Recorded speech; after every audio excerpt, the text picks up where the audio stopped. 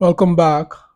And in this class, I've been able to extend our previous data, been able to add some more IDs, add some more names, and fill them across the columns. So today we'll be looking at how to filter our data. Now we could work with a lot of data, and it would take multiple multiple rows. Right here, I'm just using 30, but in real life scenarios, you're going to have a lot of data that takes up to 1,000 rows. So how do we streamline our data sets? We'll be using what we call the tool. Filter tool. So this is our data, and I want to filter this data by gender, assuming I want just the males. So we filter this data by clicking on the arrow. There's a drop arrow just beside the column, at the side of the column. So you can filter this by saying, okay, I don't want everybody now, I just want only females or only males. And then if you look at my large chunk of data set has been trimmed to just those personnels that are males. I can do the same by wanting just only females, and then only personnel that are females gets brought out in the data set. So you can filter this by multiple filters, either by engineering, HR. So if you say engineering, we only have the, let's call them staff that are in the engineering department, or students that are in the engineering departments.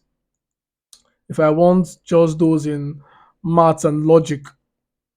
So this way, I'm able to filter my data to get only the particular set of people I'm looking for. I will just remove my filter. I want to see everybody. In a case where I want to see staff of multiple departments, not just one department, I want to filter the staff down to more than one department. I want to see only the staff that are in nutrition and medicals. So you see, only the staff in those two departments are selected as seen after the filter is applied. Also, in a case where I want to see everybody excluding those in HR, maybe there is a reason to put some discipline. Then, so every other staff shows up excluding those in HR. You can also do that by country. I want to see only those in the USA. And we have just 1, 2, 3, 4, 5. Okay. So this is how you filter your data. You can also sort. You can also sort. You can say we want to sort the names alphabetically. So you see all the names get sorted from A down to U. Regardless, it disregards the personal ID and sorts by alphabetical order.